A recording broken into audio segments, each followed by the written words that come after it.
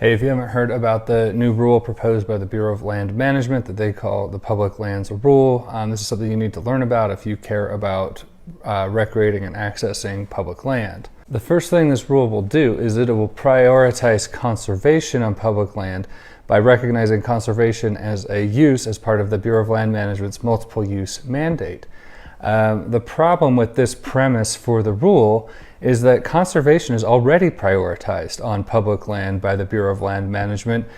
Here's a list of some of the statutes that already protect BLM land and prioritize conservation. You have the Antiquities Act, you have the Wilderness Acts, you have FLPMA, you have NEPA, you have the Clean Water Act, you have the Clean Air Act, you have the Archaeological Resources Protection Act, you have the Endangered Species Act, and all of these are laws that are powerful. They get used to enforce and prioritize conservation all the time. Just about every lawsuit filed by an environmental organization to force prioritization of conservation on public land is based off of authorities and protections designed into these laws. And so to say we need a new rule created out of administrative thin air to prioritize conservation on public land is unnecessary and arguably illegal. The second thing this proposed rule will do is allow organizations and individuals to set up and acquire conservation leases with the Bureau of Land Management. A conservation lease would basically be a private contract entered into with the BLM by organizations like the Nature Conservancy or the Sierra Club that have hundreds of millions or billions of dollars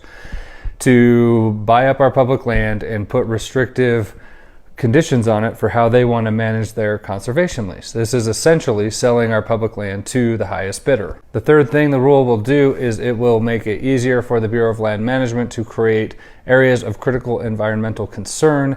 This is also referred to as an ACEC, and these ACECs are often used to restrict public access to public land. I've in fact seen them used to restrict private landowners from accessing their private homes and cabins where they have to use a public road to cross BLM land. So if the BLM will use an area of critical environmental concern to restrict access to private landowners, I can guarantee you they will use it to restrict your access to public land.